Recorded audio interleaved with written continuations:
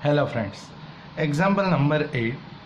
The radius of the innermost electron orbit of a hydrogen atom is 5.3 into 10 raised to minus 11 meter. What are the radius of the n is equals to 2 and n is equals to 3 orbits? Now here the radius of the innermost electron orbit of a hydrogen atom is given, and we know that here the radius r0 is equals to 5.3 into 10 raised to minus 11 meter, right? We have to find out the radius of n is equals to 2 and n is equals to 3 orbits.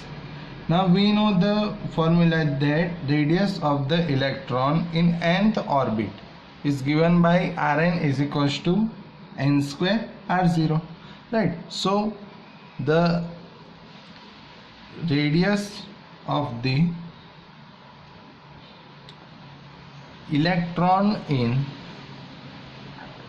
nth orbit is given by Rn is equals to n square r0, right? So for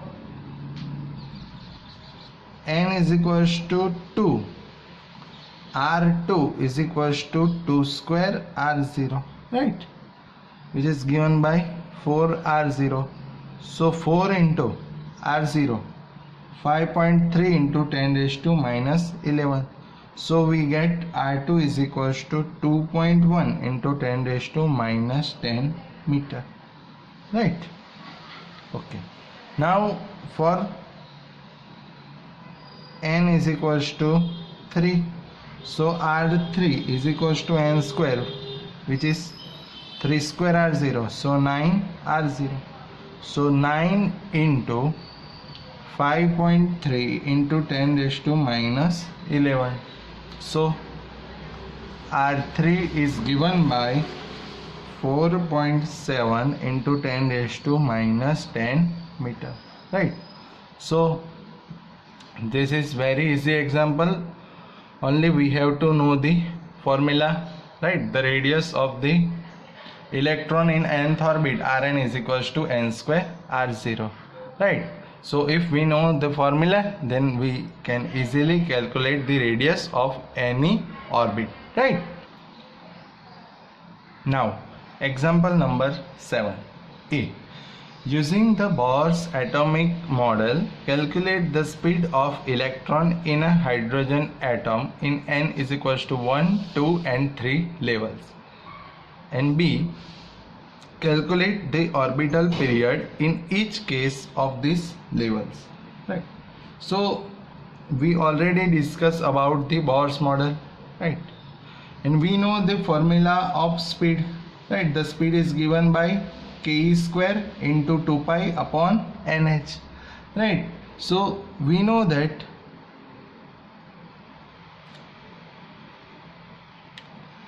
the speed in nth orbit Vn is equals to k square into 2 pi upon nh, right? So for n is equals to 1, we can say V1 is equals to k square into 2 pi upon h, right? So we know the value of k, 9 into 10 raised to 9 is square, 1.6 into 10 raised to minus 19 whole square, 2 value of pi 3.14 divided by value of h, which is given by 6.625 into 10 raised to minus 34, right? So after calculating this, we can get V1 is equals to 2.2 into 10 raised to 6 meter per second, right? Okay, now for n is equals to 2, V2 is equals to V1 by n, right? So value of V1 is 2.2 into 10 raised to 6 upon 2. So we get V2 is equals to 1.1 into 10 raised to 6 meter per second, right? Now for n is equals to 3, v3 is equals to v1 by n, so v1 by 3, value of v1 is 2.2 into 10 raised to 6 divided by 3, so we get v3 is equals to 0.7 into 10 raised to 6 meter per second, right? So simply to find out the speed, we have to know the formula Vn is equals to k square into 2 pi divided by nh, right? After putting the values of k, e, pi and h, we can get v1 is equals to 2.2 into 10 raised to 6 meter per second. Now for n is equals to 2, we simply know v2 is equals to v1 by n, so v1 by 2, so we get v2 is equals to 1.1 into 10 raised to 6. Now for n is equals to 3, v3 is equals to v1 by n, so v1 by 3, so 2.2 into 10 raised to 6 divided by 3, so we get v3 is equals to 0.7 into 10 raised to 6 meter per second, right? Okay, now we also have to find out the value of the orbital period, right? So the orbital period, to find out the orbital period, we know the formula that velocity is equals to distance by time, right? So time is equals to distance upon velocity, so here the distance is circumference 2 pi r, so we can say that the periodic time, or we can say the orbital period, which is given by 2 pi r upon v, right? So to find out the time period,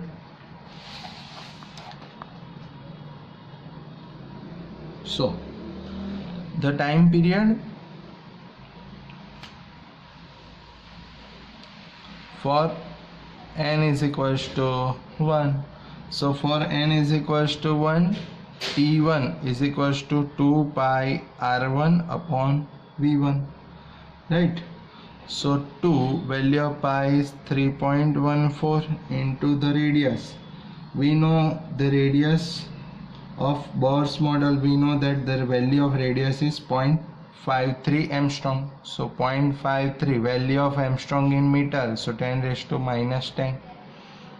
v1 2.2 into 10 raised to 6, so we get t1 is equals to 1.5 into 10 raised to minus 16 second, right? So time period t1 is equals to 1.5 into 10 raised to minus 16, right? And we know the formula time is equals to distance upon velocity, or we can say speed. So t1 is equals to, the distance is circumference 2 pi r, so t1 is equals to 2 pi r1 upon v1. So after putting the values of pi, r1 and v1, we get t1 is equals to 1.5 into 10 raised to minus 16 second. Now to find out the time period for n is equals to 2, so time period for n is equals to 2, so t2 is equals to n cube t1, right? So 1 whole cube, we know, sorry, 2, here n is equals to 2, so 2 cube into value of t1 is 1.5 into 10 raised to minus 16, right? So 8 into 1.5 into 10 raised to minus 16, so we get t2 is equals to 1.2 into 10 raised to minus 15 second, right? So we use this simply the formula t2 is equals to n cube t1, right? So 2 cube into value of t1 is 1.5 into 10 raised to minus 16, So we get 1.2 into 10 raised to minus 15, right? Okay, now time period for n is equals to 3, so T3 is equals to 3 cube T1, so 27 into value of T1 1.5 into 10 raised to minus 16, so we get T3 is equals to 4.1 into 10 raised to minus 15 second, right? So we have to know the formula of the speed. Vn is equals to k square into 2 pi divided by nh. After that, for different values of n, Vn is equals to V1 by n, so we can easily find out the value of speed. Then to find out the time period, T1 is equals to 2 pi r1 upon V1. Now for other orbits, Tn is equals to n cube T1, right? So we can easily find out the time period for different values of orbit, right? Okay.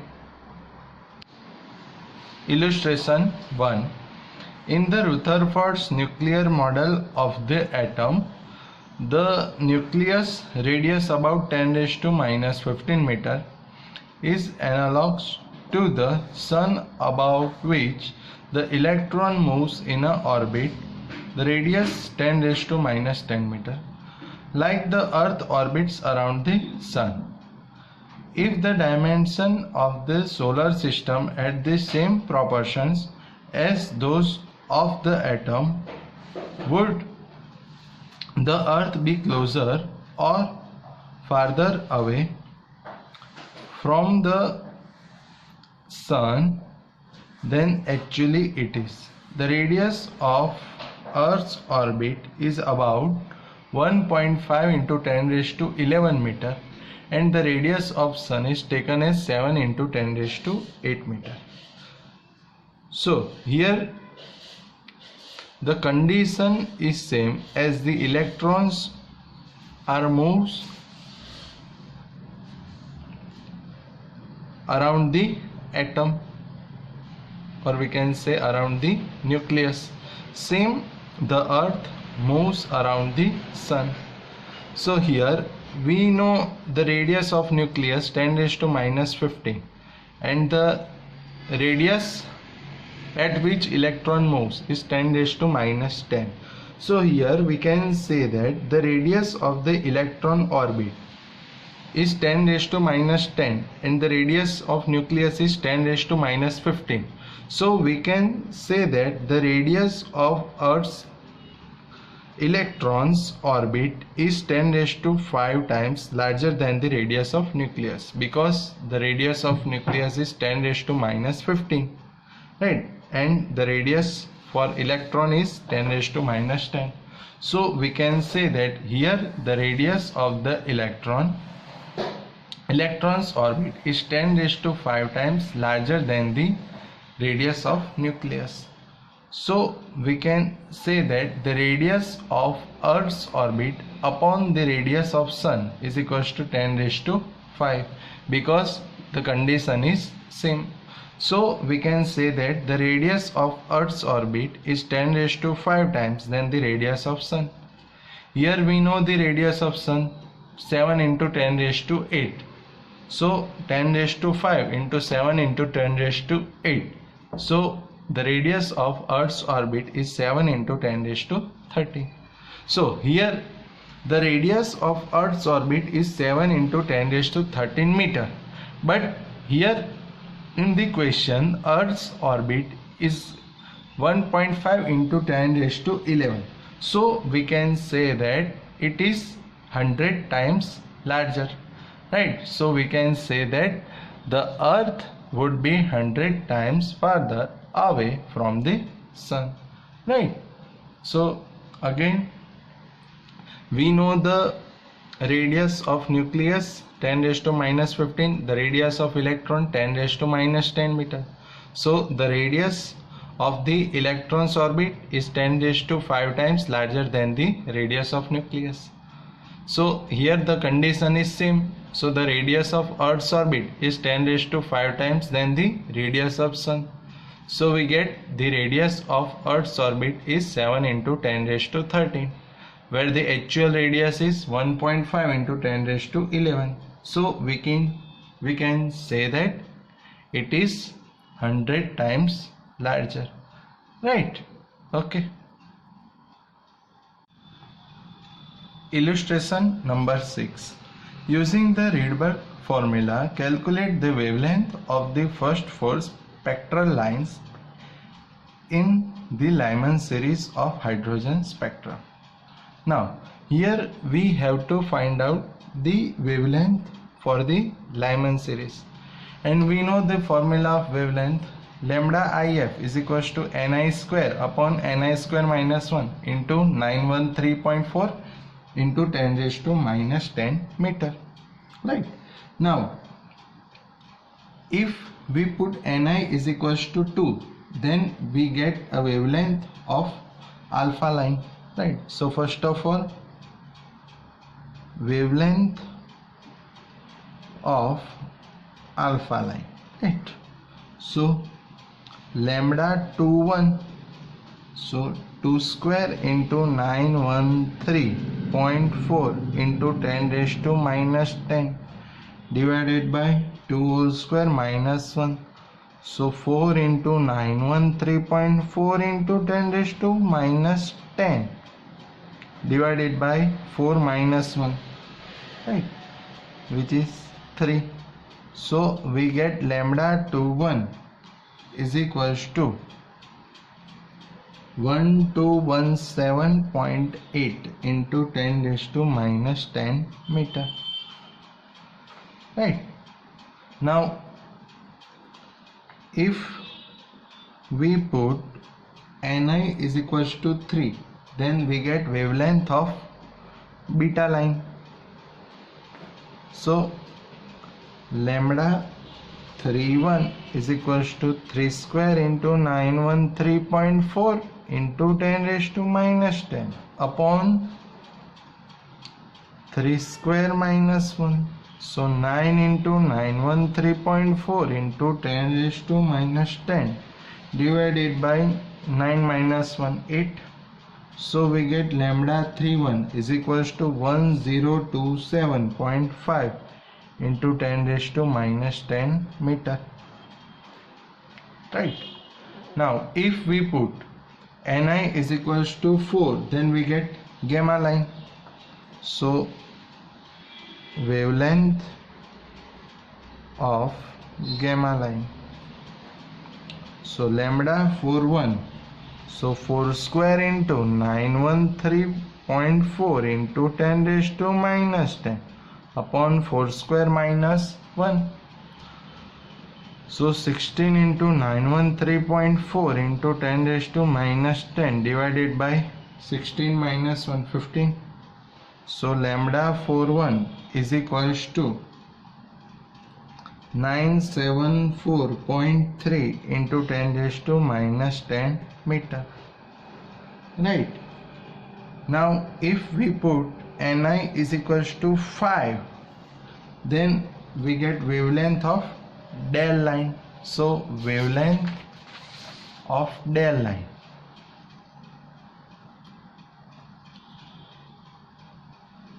wavelength of del line, right?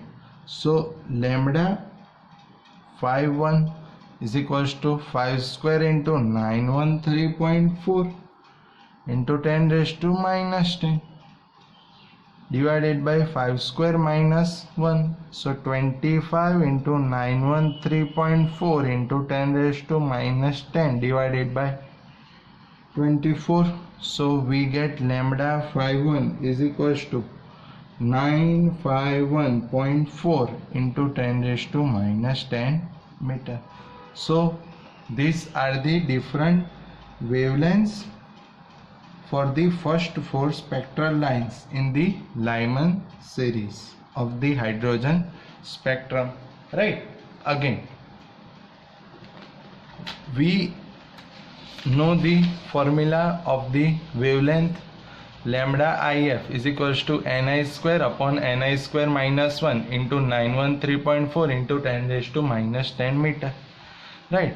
So if we put Ni is equals to 2, then we get wavelength of alpha line. If we put Ni is equals to 3, then we get wavelength of the beta line. If we put Ni is equals to 4, then we get wavelength of gamma line. And if we put Ni is equals to 5, then we get wavelength of the del line, right? So if we put the values of Ni in the equation of wavelength, then we can easily find out the different wavelengths, right? Okay, thank you.